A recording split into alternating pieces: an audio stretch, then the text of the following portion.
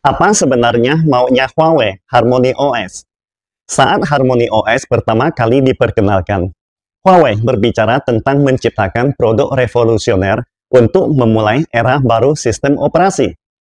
Ketika itu, ada separuh suara yang sangat mendukung dan yakin bahwa Harmony OS akan menjadi sistem operasi dunia.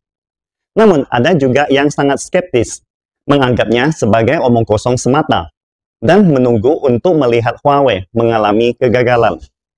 Alasannya, Android telah menggunakan waktu puluhan tahun menjadi ekosistem yang dibangun bersama oleh para developers dunia.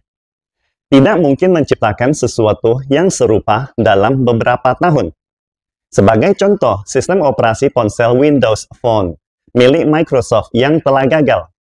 Namun, setelah 4 tahun berlalu, Harmony OS telah mencapai generasi keempat, dan Huawei telah memperlihatkan tekadnya dalam hal sistem operasi. Jadi, suara meragukan tekad besar Huawei saat itu telah mulai berkurang. Karena dapat dikatakan bahwa fondasi ekosistem Harmony OS sudah hampir sempurna, dan Huawei akan merealisasikan visi besar yang diungkapkan sebelumnya. Mari kita sekilas melihat mengapa Harmony OS Next menjadi begitu penting bagi setiap orang. Just FYI, Huawei Harmony OS Next akan segera dirilis pada awal tahun depan untuk membangun pagar ekosistem Harmony OS. Harmony OS Next yang sangat dinantikan ini memiliki inti Harmony OS yang inovatif, kecerdasan alami yang ditingkatkan dengan model besar, serta kinerja dan efisiensi daya yang revolusioner berkat mesin ARC.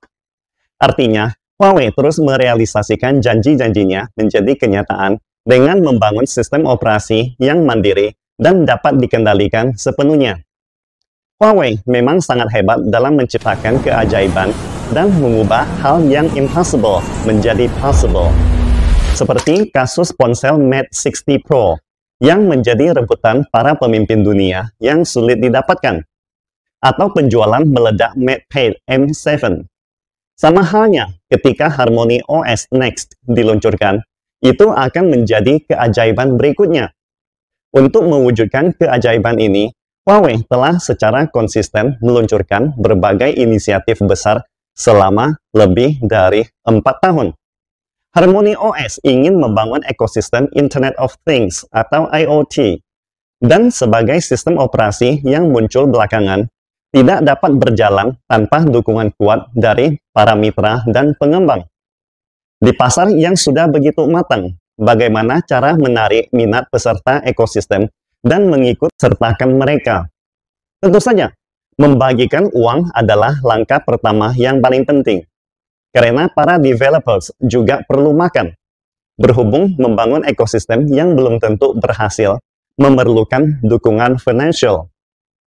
Setiap tahunnya, Huawei telah menghabiskan subsidi ratusan miliar untuk pengembang ekosistem. Misalnya, tahun ini ada program Hongfei yang mencakup dukungan teknis, pemasaran ekosistem, kerjasama bisnis, dan dana dukungan pengembang.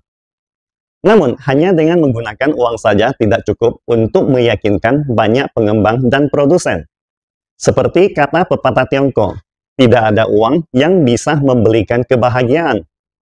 Jika dalam hal teknologi, Harmony OS tidak dapat membuat ratusan juta peserta ekosistem merasa senang dalam mengembangkan aplikasi, maka ekosistem tersebut kemungkinan besar hanya akan diisi dengan aplikasi menipu subsidi, dan akhirnya akan berakhir seperti nasib Windows Phone, mati tanpa jejak.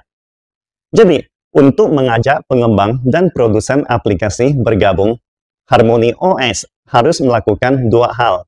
Pertama, tidak hanya menetapkan persyaratan teknis yang lebih tinggi dan berorientasi ke masa depan, tetapi juga menciptakan user experience yang lebih canggih dengan fokus pada konektivitas yang universal, sehingga semua orang dapat melihat masa depan ekosistem secara keseluruhan.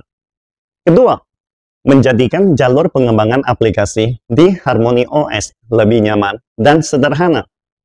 Untuk mencapai ini, Huawei telah bekerja tanpa henti selama beberapa tahun dengan meluncurkan berbagai alat yang sangat berguna bernama alat pengembangan Harmony OS.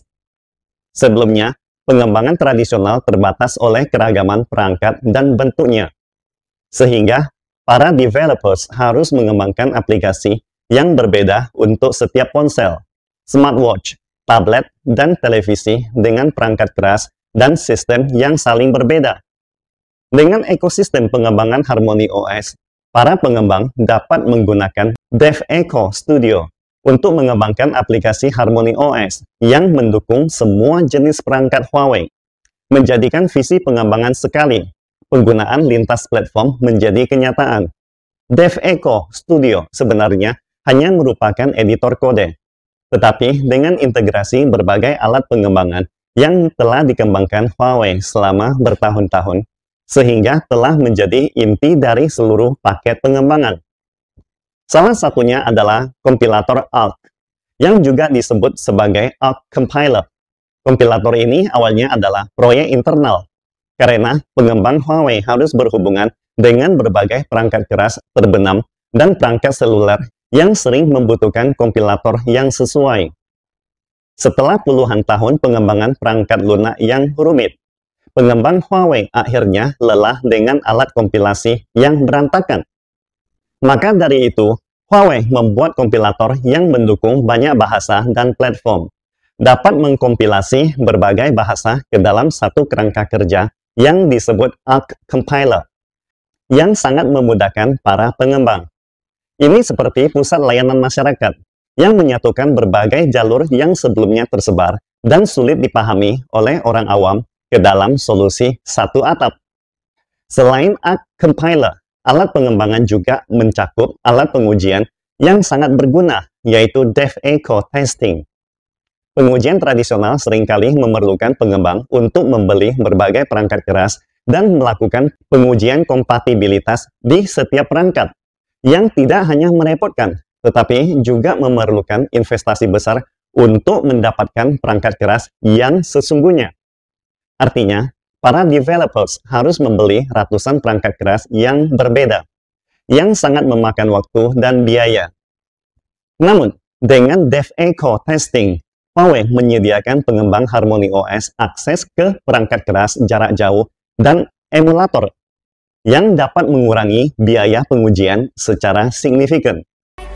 Para pengembang hanya perlu masuk ke platform DevEco Service dan melakukan pengujian program mereka pada berbagai model ponsel dan tablet Huawei secara jarak jauh.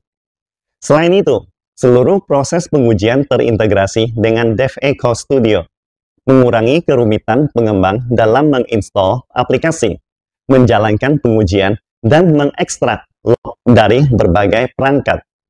Dengan kata lain, DevEco Studio adalah platform pengembangan Harmony OS yang serbaguna yang memungkinkan para developer seluruh dunia dapat mengembangkan lintas platform dengan sangat mudah. Selain memudahkan para pengembang, Harmony OS juga tidak melupakan pedagang dan penyedia layanan platform untuk mencapai pengguna. Namanya layanan Elementer. Harmony OS menampilkan layanan yang sangat sederhana dalam bentuk kartu langsung di layar utama. Bila dibandingkan dengan aplikasi tradisional, bentuk kartu lebih mudah beradaptasi dengan berbagai perangkat, berbagai ukuran, dan lebih mudah diakses oleh pengguna. Sebagai contoh, aplikasi alat musik digital Like Music telah berhasil mencapai jutaan pengguna setelah mengenalkan kartu layanan Elemental. Tingkat retensi pengguna juga meningkat sebesar 20%, atau pengguna aktif meningkat 6 kali lipat dalam waktu 6 bulan.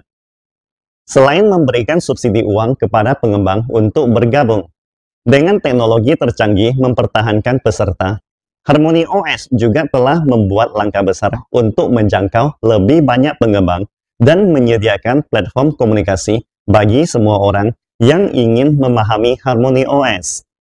Misalnya, pada konferensi pengembang tahunan, Huawei selalu memiliki sesi khusus yang mencakup peningkatan Harmony OS dan rencana selanjutnya.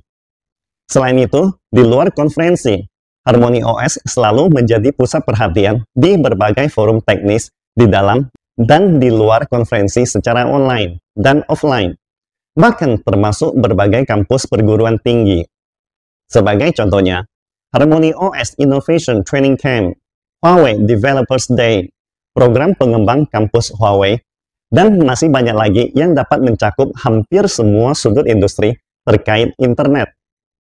Lebih mengejutkan lagi, jumlah orang yang mengikuti kursus di Harmony OS Academy telah mencapai lebih dari 1,7 juta orang dalam waktu singkat. Ini menunjukkan sejauh mana antusiasme dan harapan masyarakat terhadap Harmony OS. Sebagian besar orang yang merangkul Harmony OS terlebih dahulu sangat berkemungkinan akan melahirkan super app milik Harmony OS berikutnya.